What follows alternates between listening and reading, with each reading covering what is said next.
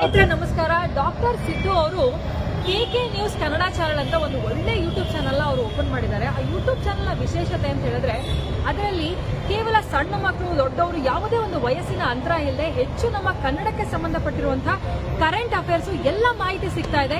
ದಯವಿಟ್ಟು ಹೆಚ್ಚಿನ ಸಂಖ್ಯೆಯಲ್ಲಿ, ಅದರಲ್ಲೂ ನನ್ನ ಯುವ ಸ್ನೇಹಿತರು ಹೆಚ್ಚಿನ ಸಂಖ್ಯೆಯಲ್ಲಿ ಯೂಟ್ಯೂಬ್ ಚಾನೆಲ್ನ ಸಬ್ಸ್ಕ್ರೈಬ್ ಆಗಿ ಫಾಲೋ ಮಾಡಿ ಹೆಚ್ಚು ಹೆಚ್ಚು ಕನ್ನಡ ಪರ ಜ್ಞಾನವನ್ನ ಬೆಳೆಸ್ಕೊಳ್ಳಿ ಅಂತ ಹೇಳೋದಕ್ಕೆ ಇಷ್ಟಪಡ್ತೀನಿ. ನಾನು ನಿಮ್ಮ ನಿರೂಪಕಿ ಸರ್ ಗಮನಕ್ಕೆ ತಂದು ಹೆಸರಿಗೆ ಮುಂದಿನ ಕ್ರಮ ಹೆಸರಾಗ್ಬೇಕಾ ಸರ್? ಅದ್ರ ಮೇಲೆ ಯಾರು ಕೊಟ್ರಂತ ಇಲ್ಲಿ ಇಲ್ಲ, ಇದು ಯಾವೊಬ್ಬರಿಬ್ಬರ ಹೆಸರು ಇದೆಯಲ್ಲ, ಅಂತಿದೆ, ಅಧ್ಯಕ್ಷರು ಏನು ಇದೆ ಹಾಕಿ ಬರ್ರಿ ಗೊಬ್ಬರ ಬರ್ರಿ.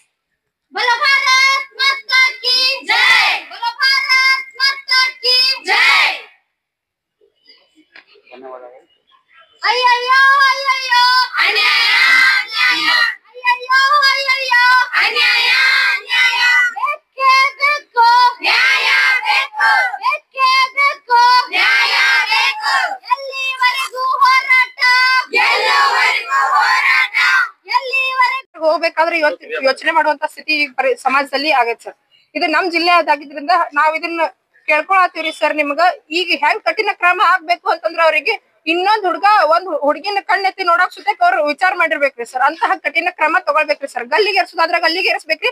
ಇಲ್ಲಿಕಂದ್ರೆ ಯಾವ್ದೇ ಕಠಿಣ ಕ್ರಮ ಆಗ್ಲಿ ಅದನ್ನ ವಿತ್ ಅಪ್ಡೇಟ್ಸ್ ನಮಗ್ ಕೊಡ್ಬೇಕ್ರಿ ಸರ್. ಹೌದು. ವಿಜಯಪುರ ಜಿಲ್ಲೆಯ ಮುದ್ದೇಬಿಹಾಳ ತಾಲೂಕಿನ ಮಹಿಳೆಯ ಮೇಲೆ ಅತ್ಯಾಚಾರ ಕೊಲೆಯನ್ನು ಖಂಡಿಸಿ ಎಬಿವಿಪಿ ತೀವ್ರವಾಗಿ ಖಂಡಿಸುತ್ತದೆ. ಈ ಮೇಲ್ಚಾವಣಿಯ ವಿಷಯಕ್ಕೆ ಸಂಬಂಧಿಸಿದಂತೆ ಕೊಲೆಯನ್ನು ನಡೆದ ಮುದ್ದೇಬಿಹಾಳ ಗ್ರಾಮದ ವಿದ್ಯಾರ್ಥಿನಿಯರ ಮೇಲೆ ಅತ್ಯಾಚಾರ ಹಾಗೂ ಕೊಲೆಯನ್ನು ಮಾಡಿರುವುದು, ಇದನ್ನು ಅಖಿಲ ಭಾರತೀಯ ವಿದ್ಯಾರ್ಥಿ ಪರಿಷತ್ ತೀವ್ರವಾಗಿ ಖಂಡಿಸುತ್ತದೆ.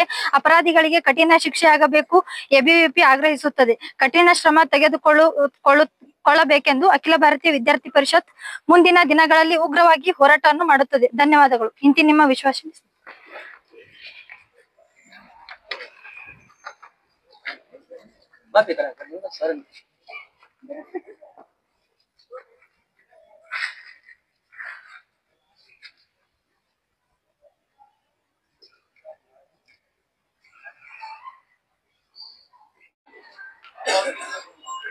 ನಾವ್ ಇವತ್ತಿನ ದಿನ ಹೋರಾಟ ಮಾಡ್ತಿರೋ ಉದ್ದೇಶ ಇಷ್ಟೇ. ಮುದ್ದೇಬಿಹಾಳ ತಾಲೂಕಿನಲ್ಲಿ ಒಂದು ವಿದ್ಯಾರ್ಥಿನಿಯನ್ನ ಕಿರುಕುಳ ಕೊಟ್ಟು ಅವಳನ್ನ ಅತ್ಯಾಚಾರ ಮಾಡಿ ಕೊಲೆಯನ್ನ ಮಾಡಲಾಗಿದೆ.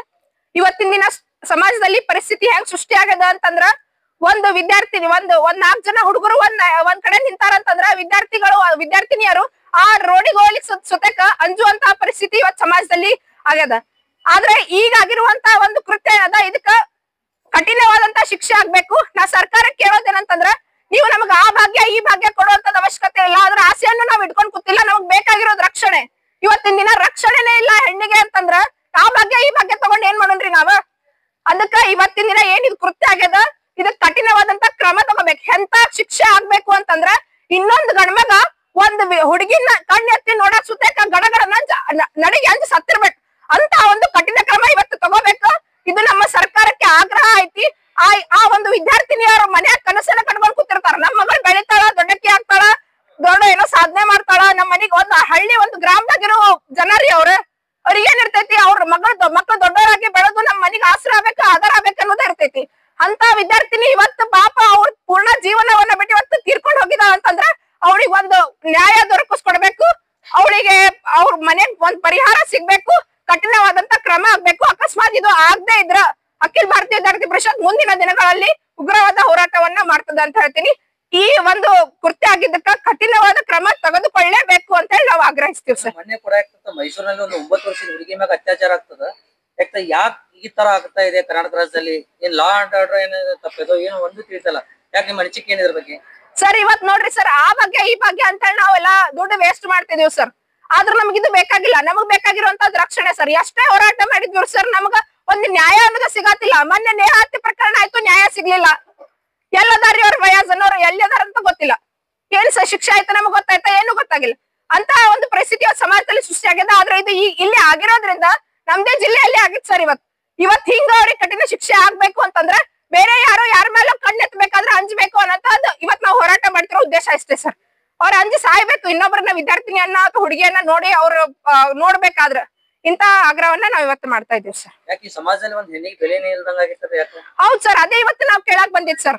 ಬೆಲೆನೇ ಇಲ್ಲಾರ್ದಂಗ ಆಗ್ಬಿಟ್ಟೈತ್ರಿ. ಅದೇ ಹೇಳಿದ್ನಲ್ರಿ ಸರ್, ಅಗಳೇ ಒಂದ್ 4 ಜನ ಹುಡುಗರು ನಿಂತಾರ ಅಂತಂದ್ರ ಒಂದ್ ವಿದ್ಯಾರ್ಥಿನಿ ಒಂದ್ ಹುಡುಗಿ ಹೋಗಾಕ ಅಂಜಿ ಸಾಯ್ಬೇಕಾಗೈತ್ ಸರ್. ಇದ್ ರೋಡ್ ಬ್ಯಾಡ್ಬಾ ಬ್ಯಾರೆ ರೋಡಿಗೆ ಹೋಗೋಣ ಅನ್ನುವಂತ ಸೃಷ್ಟಿ ಸಮಾಜದಲ್ಲಿ ಆಗ್ಬಿಟ್ಟೈತಿ. ಇದು ಎದಕ್ಕ ಅಂತ ಹೇಳಿ ನಾವೆಲ್ಲದಕ್ಕೂ ಮುಂದದೀವಿ, ಇದು ಎದಕ್ಕಿಲ್ಲ ಅನ್ನುವಂಥದ್ದು ನಮ್ಮ ಪ್ರಶ್ನೆ ಸರ್. ಮುಂದಿನ ನಿಮ್ ಹೋರಾಟ ಯಾವ ತರ ಇರ್ತದೆ ಸರ್? ಇವಾಗ ಒಂದಿಷ್ಟು ಜನ ಅರೆಸ್ಟ್ ಮಾಡಿದಾರ ಅಂತ ಹೇಳಿದಾರ ಸರ್.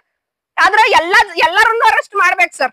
ಕಠಿಣವಾದಂತ ಕ್ರಮ ಆಗ್ಲೇಬೇಕು. ಅಕಸ್ಮಾತ್ ಆಗದೆ ಇತ್ತಂದ್ರ ಅತಿ ಉಗ್ರವಾಗಿ ನಾವು ಹೋರಾಟವನ್ನ ಮಾಡ್ತೀವಿ ಸರ್.